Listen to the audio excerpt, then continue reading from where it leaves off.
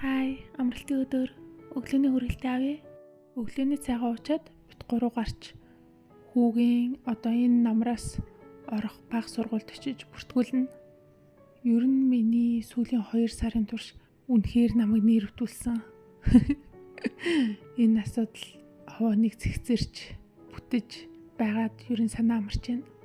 Юу асуудал вэ гэхэлэр энэ жил ингээд хүү маань цэцэрлэгээ төгсөөд энэ намраас бага сургуульд орох ёстой юм.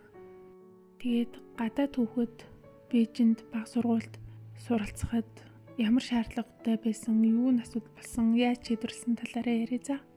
За энэ асуудал дээр би анх бараг 2 жилийн өмнө мэдээлэл олж авах зорилгоор өөрсдийнхөө харьяаллын боловсролын яамны хариуцдаг хэсэг дээр шаардлагатай материал бэлтгэцүүлсэн талаараа аягүй их асуудаг гэсэн.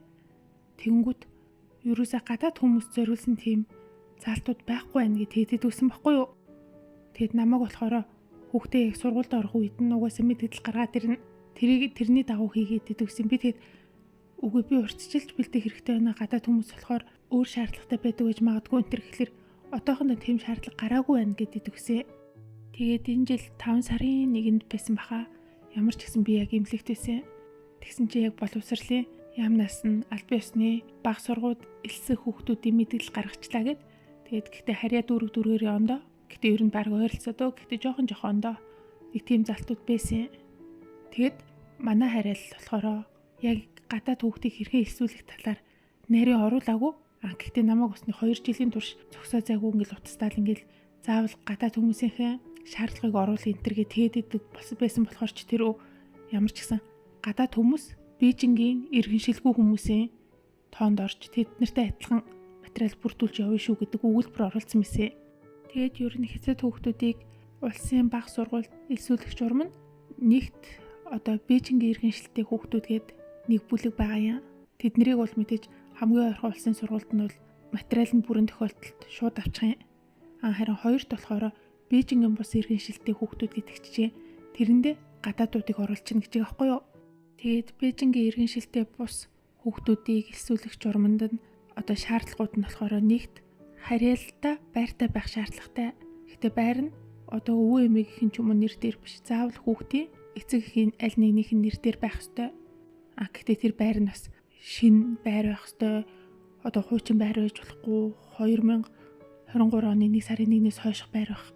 Өмнөх байр байх ёстой ч үлээ амар төм бум шаардлагатай За нэгдэх шаардлага нь байгаа юм. Тэгэд хоёр дахь шаардлага нь болохоор эцэг эх нь яг энэ харьяа дүүрэгтээ ажилдаг. Тэгэд нийгмийн даатгал төлсөн байх ёстой. 3 жилээс дээш хугацаанд гэдэгч юм. Тэгэд 3 дахь шаардлага нь болохоор энэ бол үнэн түүхтэй шаардлага юу гэхэлэр 6 жилд 1 ковот гэдэг ийм шаардлага Тэр нь юу гэсэн үг вэ гэхэлэр аав ээжийн тэр байран дээр 6 жилийн турш хүүхдэд ингээд харьяаллынхаа сургуульд суралцах ганцхан ковот л өгдөг. Гэхдээ яг тэр хүүхэд дүүтэй ч юм уу байвал бас асуудалгүй.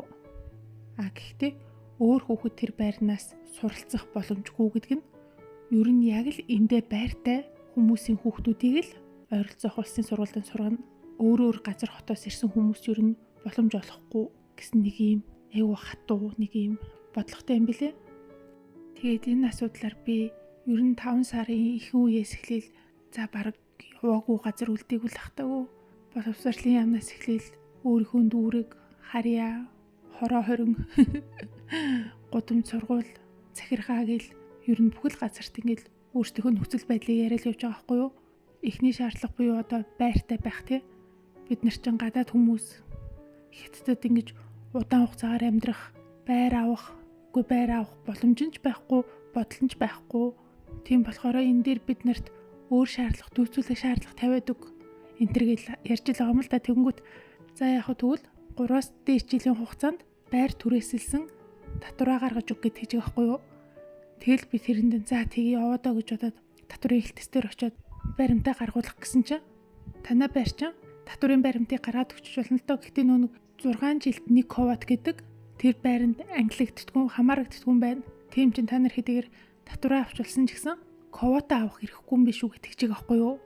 Тэгэл тэр ковот чинь хаанаас олнод гэхлээр ялцчгүй л ингээд энэ харьяалалд орших байртай хүмүүсээс гуйгаас өөр аргагүй байдалд орж байгаа байхгүй юу. За тэгээд байрны агентаар дамжуулаад тийм хүмүүстэй олоод ингээл яриад ингээд ингэсэн чинь яг тэр үед ингээд энэ сургуулийн ководны зардал бүр амар өндөр болчихж байгаа байхгүй юу. 30,000-аас 40,000 юан буюу 15-аас 20 сая төгрөг орчим гээд яригдчихэж байгаа. Тэгээд нөхөр бас давхар санаа зовж байгаа юм чинь тэгэл нөхөр тэгсэн чинь хазар нүг ажлынхан хүнтэй ярьж агаад тэр хүн тэгсэн чинь манай нойрхон амьдардаг. Тэгчээд хүүхэд нь болохоор одоо 10 дугаар анги гинэ. Тэгэхээр аль хэдийнхэн өөрсдийнх нь байрны нүг ковот нь 6 жил нь ингээд дууссан.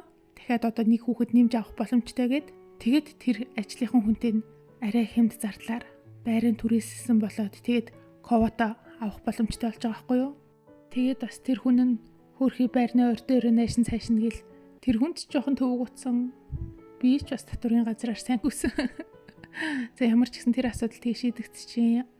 Тэгээд дараагийнхан шаардлага нөгөө эцэг их нь 3 жил ажилласан. Тэгээд нийгмийн татгалт төлсөн байх шаардлагатай гэдэг энэ шаардлаган дээр би шууд унтж байгаа байхгүй юу. Нөхөр маань яг одоо ингээд 3 жил ажилласан байгаа юм. Нийгмийн татгалт төлсөн байгаа юм. Тэгсэн чи би ч одоо энэ чи оюутан хүн юу нийгмийн татгалт төлөх. Тэгэл одоо яана одоо тэгвэл гэрлэлтийн баталгаагаа салгуулъя гэж бодоод тэгэд юу ч гэсэн боловсролын тэр хүн дээр очиод асуугаатхыг тэгээд нөхцөл байдлаа хэлсэн чинь зүгээр энэ шаардлага яг энэ жилээс эхлээд эцэг эхийн аль нэг нь 3 жилээс дээш хугацаанд нийгмийн татгалт төлсөн байхад болно гэж өөрчлөгдсөн гэж байгаа байхгүй юу. За ёо тэг санаа амраад ёо золтой салчаагүй. Тэгэд 5 сарын сүүлчээр баха захиргааны боловсролын төвөөс материалуудаа авчир гэдгсэн байхгүй юу. Тэгэд бүх материалуудаа авчиж шалгуулсан. Тэгсэн чинь манай шаардлагад зарим материал чинь дутуу байгаа болохоор тэнцсэнгүү энэ дүүрэгт танаа хүүхдийг улсын сургууль суралцуулах боломж алга өөр арга боломжоо хайдаа гэж тийжээгээ байхгүй юу. Ёо. Гэхдээ би бас ингээд ийм хариу сонсч магадгүйгээд ер нь хувийн сургуулиуд ингээд судалж ил байсан л та. Тэгэл аль болох хямдхан хувийн сургуулиуд чинь 70-80 сая төгрөг жилийн сургалтын төлбөр нь за. Ёо, тийгэж төлөхөөр бид нар ч одоо юугаа идэж байгаа вэ тий. Тэгэл би одоо аргагүй ихэнд төрөө үйлчлэгийг гомдол гаргаж байгаа байхгүй юу. За та нар бол олон жилээрээ өвөө эмээ хэдэн зуун жилээрээ ингээд үр хүүхдээ өнөөдрийн төвшөнд хуврах гээд байр савыг бэлдээд ингэчихсэн хүмүүс. Гэтэл бид нар чинь гадаад хүмүүс. Бээжинд байр сав аваад ажиллаж амьдрах бодолгүй, боломжгүй байдаг. Тэгэж та бүхэн гадны нарийн мэргэжлийн экспертүүдийг хүрээ дээр амьдрах боломжоор ч хангаад үгүй, ажиллаад үг гэж урьдаг хэрнээ ирснийхэн дараа яагаад ингэж хүүхдийн сурах ирэхээр хаагаад байгаа юм бэ? Энтергээл тийм гомдол гаргаж байгаа хгүй юу? За тэгэл энэ мэтчлийн янз бүрийн юм болсны эцэст арай ч өгж материалаа бүрэн бүртгүүлээл тэгэл хүүгээ харьяаллынхаа улсын сургуульд оруулаад ер нь сургуулийнхаа урилгыг бол авсан. Ер нь тэгээд Бээжинд баг сургуулийн хэлсэлт нэлээд чанга явагдд юм байна. За тэр тусмаа манай дүүрэг бол бүр хамгийн чанга нүд юм байна. Гэхдээ тэгээд нөгөө талаасаа бодоод үзэхэр чинь аргагүй шүү дээ. Бээжин чинь Хятадын хамгийн өндөр боловсралтай газар.